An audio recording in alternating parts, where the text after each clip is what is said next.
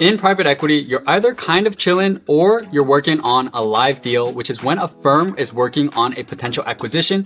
And during this time, your life is stressful, intense, and why you make the big bucks as a PE investor. And today, we're going to be going deep into the 3 stages of the live deal, and stick to the end of the video if you want a fun fact about the whole process.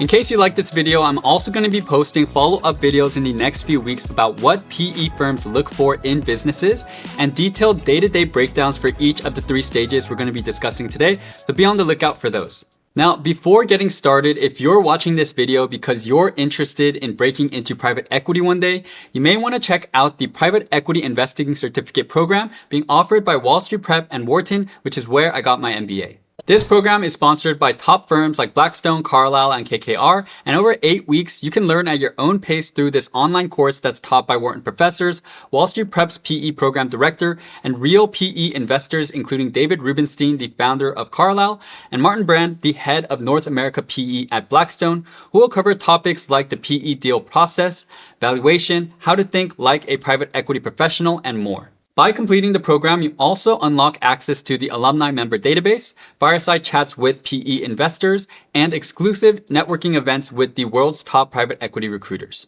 This program runs 3 times a year, and if you sign up by the early registration deadline, you'll get $200 off, and be sure to use my code rareliquid to get an additional $300 off. Alright, with that said, let's go into stage 1, which is all about evaluating the deal and ends with submitting the first round bid. Typically, what will first happen is the sell-side investment bankers will send over a confidential information memorandum, also known as the SIM, which is usually a 30 to 50 page PDF presentation that provides an executive summary, industry overview, company overview, operational highlights, management team details, customer and revenue breakdowns, financial information, investment highlights, and risks and challenges. Along with the SIM, you'll usually get a preliminary financial model from the bankers, and in some cases, a market study built by a consulting firm, especially if the industry is niche and they want to educate potential buyers. As an associate, your job is to digest the materials to understand the business in terms of its operations, financials, and strategy, plug the financials into a basic LBO model, which is usually a template to make things efficient, run sensitivities for some preliminary testing on how different assumptions like revenue growth or margin compression impact returns, and then summarize all of this into a 1 to 2 page memo in the form of a Word document that highlights key aspects of the business, risks, and potential returns. This investment memo is then sent to investment committee, and IC is a group of senior private equity investors within a firm responsible for reviewing and approving key investment decisions, ultimately serving as a governance mechanism to ensure investments align with the PE firm's strategy, risk tolerance, and return expectations. If and only if IC gives a green light, the PE firm will submit the first round bid to the bankers through something called the Letter of Intent, or LOI, which is a non-binding document that outlines the buyer's interest in pursuing the deal and includes things like the proposed purchase price, deal structure, financing plan, key conditions, and timeline. This first stage typically takes about 3 to 4 weeks, and while it's not the most intense part of the process, you're often juggling multiple potential deals at this stage, and as a fun fact, the vast majority of deals don't make it past this first stage.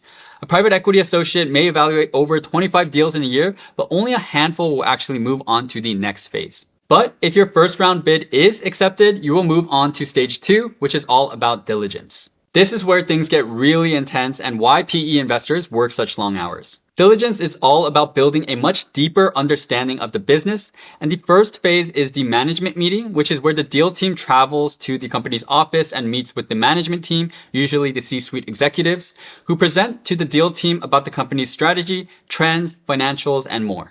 The deal team in turn will come prepared with a list of questions, everything from operational details to customer trends to capital expenditure plans, with the goal of gaining clarity on any areas of concern and to assess the company's ability to execute on their strategy. The second phase involves research and analysis, starting off with access to the data room, which is like a Dropbox folder that contains 15 to 30 folders needed for diligence, including things like historical financials, customer data, contracts, KPIs, and more. And what's important to note is that there are tons and tons of information in here. Imagine PDFs and presentations that amount to hundreds of pages and financial models with over 50 tabs. As an associate, your role would be to cut the data by analyzing customer trends, building data books, and creating exhibits to present to your internal team.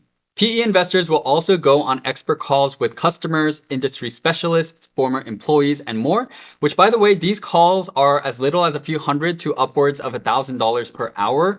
And this is all to gain additional insight into the company and industry. And note that these calls often also happen during stage 1 of the deal as well. The third phase involves financial modeling. This is where the PE associate will build out a much more detailed LBO by incorporating information from the data room to fine-tune every single assumption as the operating and returns model is being built. And this model is also constantly being iterated with your principal and your partner. The fourth phase involves going to IC one more time, and first starts off with updating the investment memo to prepare again for a longer and more thorough IC meeting. And if the green light is given, then what's known as a check-in bid is submitted to the bankers and company with adjusted terms from the LOI from stage 1. As you may be able to tell, given all the different work streams and the intensity of this stage, PE investors are working the hardest during this stage and can easily push past 80 hours a week for the 4 to 6 weeks that this stage typically lasts. Before moving on, I really quickly wanted to let you know that I'm working on a free series of 10 emails that will consist of my best tips for breaking into investment banking, which is often needed before breaking into private equity. I'll be including everything I gained from being the JP Morgan UC Berkeley recruiting captain for 2 years and coaching hundreds of students who have gone into all of the top banks. So if you're interested, check the video's description to sign up. Let's now go into stage 3, which is focused on closing the deal. At this stage, you already have a deep understanding about the company and you're in the final stages of diligence. One thing PE investors will focus on in this stage is commercial diligence, which involves hiring consulting firms like McKinsey, Bain, and BCG to conduct a market study to help validate growth assumptions, conduct in-depth market sizing, or analyze competitive positioning. A second workstream involves quality of earnings, or Q of E, which involves hiring audit firms like PwC or Ernst & Young to validate the company's financials and ensure there are no surprises post-acquisition. Third, the deal team will work with lawyers to draft the purchase agreement, which details out things like transaction structure, purchase price, covenants, conditions to closing, closing mechanics, and termination provisions. After all this work is done, a final investment memo will be created that summarizes the financials, market insights, risks, potential returns, and more in order to go to IC one last time. And if the final green light is given, the last week or so is spent negotiating deal terms and finalizing the purchase agreement. And this last final stage lasts as little as 1 to as many as 3 weeks. So there you have it, the 3 stages of a PE deal. But even though that was a ton of work and your potential investment has now turned into your portfolio company, the real work actually now begins of owning and improving the business, which is arguably even harder than everything we just discussed. If you got here, thanks for sticking to the end. And as promised, here's a fun fact about the whole process. Out of 100 SIMs that are reviewed in stage 1, only about 10 or so will proceed to an LOI, about 5 to check-in bids, 3 to final bids, and lastly, only 1 to acquisition. So a ton of work is always being done before any company is actually acquired, which is why PE investors are known for being so diligent and patient. In the next screen, you're going to see a video about the good, the bad, and the ugly aspects of private equity in case you want to learn more about the industry. With that said, thank you all so much as always for watching. Hope to catch you all in the next video. Thanks and peace.